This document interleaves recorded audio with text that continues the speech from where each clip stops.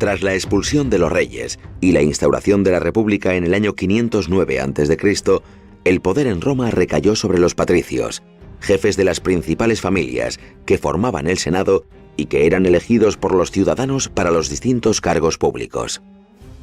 Teniendo en cuenta el funesto recuerdo que había dejado en los romanos el poder absoluto de los reyes, las instituciones republicanas fueron cuidadosamente diseñadas para que ningún hombre tuviera un poder excesivo.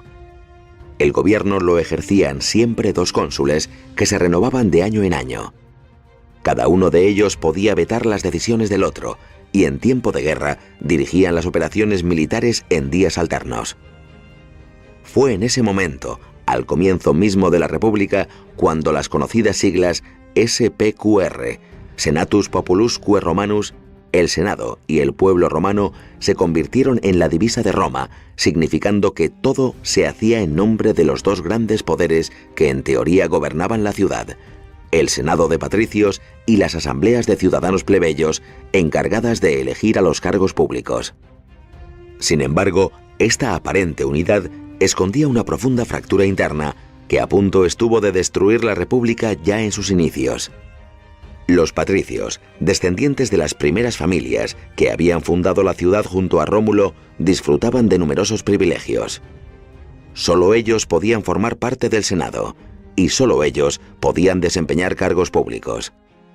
Los patricios en el Senado hacían las leyes, los patricios como cónsules las ejecutaban, y patricios eran también los jueces que castigaban a los infractores de la ley. A los plebeyos, que pagaban sus impuestos y acudían al ejército cuando se les convocaba, tan solo les correspondía reunirse cada año para elegir a los magistrados entre los candidatos que presentaban los patricios. Indignados por esta situación, que les obligaba a hacer frente a todos los inconvenientes de la ciudadanía, sin permitirles disfrutar de sus ventajas, los plebeyos emprendieron largas y encarnizadas luchas con los patricios para reclamar más derechos. El primer episodio grave de estos enfrentamientos tuvo lugar apenas 15 años después de la proclamación de la República.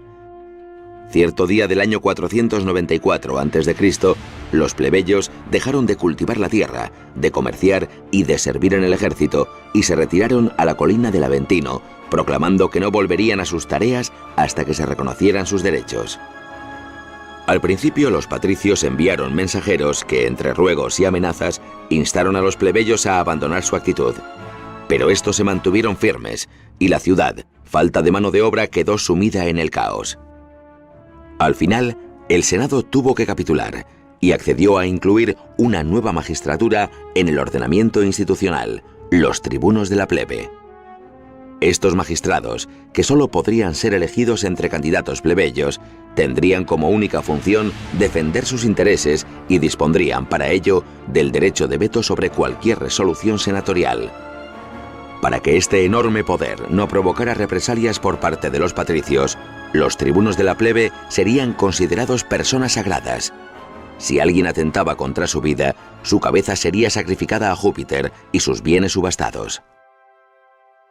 Medio siglo después de estos episodios, en el año 451 a.C., los plebeyos obtuvieron una nueva conquista.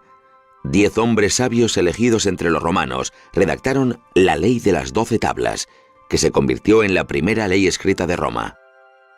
Hasta entonces, habían sido los jueces patricios quienes aplicaban la ley basándose en las normas no escritas de la costumbre, lo que permitía todo tipo de arbitrariedades. Tras medio siglo de enfrentamientos entre patricios y plebeyos, estas primeras concesiones llevaron la paz interna a Roma. La joven república estaba lista por fin para mirar a su alrededor.